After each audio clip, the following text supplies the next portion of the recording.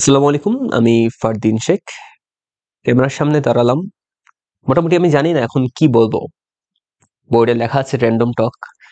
এমনি মাথায় আইডিয়া আসলো যে একটু ক্যামেরা অন করে দেখি, মাথায় যা আসে সেটা বলতে থাকি। পড়ানোর বাহিরে। কারণ ইউজুয়ালি আমরা পড়াই যারা ক্যামেরার সামনে সবসময় পড়ানো নিয়েই কথা বলা হয়। কিন্তু পড়ানোর বাইরে যে আরো অনেক বিশাল জগৎ আছে সেটা নিয়ে কথা বলা হয় না।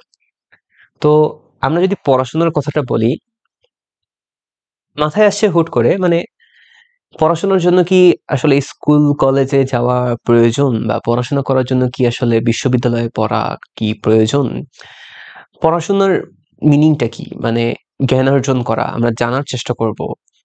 কিন্তু স্কুল, কলেজ, ভার্সিটি এগুলো সিস্টেম এমন হয়ে গেছে জাস্ট পড়াশোনাটার মেইন যে উদ্দেশ্য সেটা কিন্তু নাই হয়ে যাচ্ছে। পড়াশোনার মেইন উদ্দেশ্য হচ্ছে অজানাকে জানা, নিজের ব্রেইনটাকে সবসময় নতুন জ্ঞানে কি করা? নতুন জ্ঞানে সমৃদ্ধ করা। কিন্তু এই স্কুল কলেজের সিস্টেম বা ভার্সিটির সিস্টেম এমন হয়ে গেছে যে পড়াশোনাটা আমরা শুধুমাত্র করছি রেজাল্ট ভালো করার জন্য।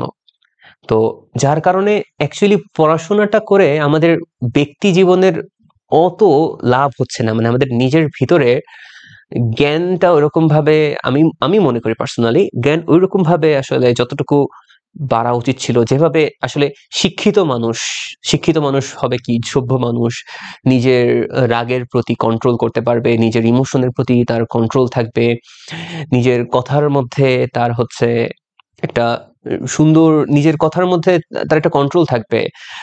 তার চিন্তাভাবনা হবে একটু অন্যরকম। তার চিন্তাভাবনা অন্যরকম বলতে তার চিন্তাভাবনা একটু ভাস্ট হবে। সকলের জন্য চিন্তাভাবনা করবে। আর হুটহাট করে ডিসিশন নিবে না। বুদ্ধি বুদ্ধি ভালো হবে। পড়াশোনা করার মাধ্যমই তো আসলে এরকম। পড়াশোনা করে তো এরকমই তো হওয়া উচিত। কিন্তু পড়াশোনা শুধুমাত্র হয়ে গেছে জিপিএ 5 পাওয়া কেন্দ্রিক, কিংবা সিজিপিএ এর কথা যদি বলি হাই সিজি পেতে হয়।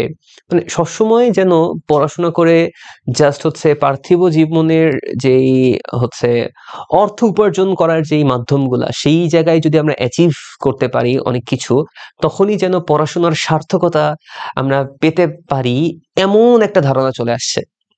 কিন্তু আমার কাছে মনে হয় এই ধারণাটা ভুল। যে পড়াশোনা মানে এটা না যে পড়াশোনার মাধ্যমে হচ্ছে অর্থ উপার্জন করতে হয়। অর্থ উপার্জনের জন্য জাস্ট প্রয়োজন হয় স্কিল। যেকোনো একটা কাজে যদি পারদর্শী হওয়া যায় তাহলে অর্থ উপার্জন করা যায়। কিন্তু পড়াশোনাটা এমন একটা মাধ্যম, পড়াশোনাটা এমন একটা কাজ যার মাধ্যমে নিজেকে গড়া যায়। যার মাধ্যমে নিজের মধ্যে একটা হচ্ছে সেলফ ডেভেলপমেন্ট করা যায়। নিজের হচ্ছে আত্মতৃপ্তি জাগে। যেরকম আমরা যখন ছোটবেলায় ছিলাম, আমরা এন্টায়ার একটা ভাষা শিখে ফেলি। চিন্তা করা যায় যে যখন আমরা এত ছোট মানে একদম নবজাতক অবস্থায় আমরা ছিলাম। আমাদের বয়স যখন বাড়ছে, আমরা এন্টায়ার বাংলা ভাষা শিখে ফেলছি। এন্টায়ার ভাষা। এখন আমাদের নতুন জিনিস শিখতে গেলেই অনেক কষ্ট হয়। তাহলে আমরা আমাদের জন্মগত একটা বৈশিষ্ট্য হচ্ছে শেখা, জানা, পড়া। জন্মগত বৈশিষ্ট্য এটা আমাদের। আমরা এই বৈশিষ্ট্য হারায় ফেলছি। জাস্ট বিকজ আমরা আমাদের পড়াশোনা যেটা সেটাকে ঠিকমতো চিন্তা করে ঠিক পয়েন্ট অফ ভিউ তে পড়াশোনা করতে পারছি না বলেই আমাদের এইরকম অবস্থা যে ছোটবেলায় আমরা এন্টায়ার ভাষা শিখে ফেলতে পেরেছি, কিন্তু এখন আমাদের জাস্ট সিম্পল কিছু আমাদের কনসেপ্ট শিখতে অসুবিধা হচ্ছে। আমরা সিম্পল জিনিস মনে রাখতে পারছি না। আরো এখানে অনেক রকম কাজ থাকে, অনেক রকম আসলে সমস্যা থাকেই।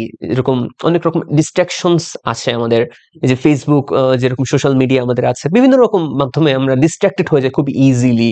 আমরা নিজেদের যেই মাইন্ড কন্ট্রোল নিজেরা করতে পারি না। অনেক রকম সমস্যার প্যারামিটার এখানে চলে আসে।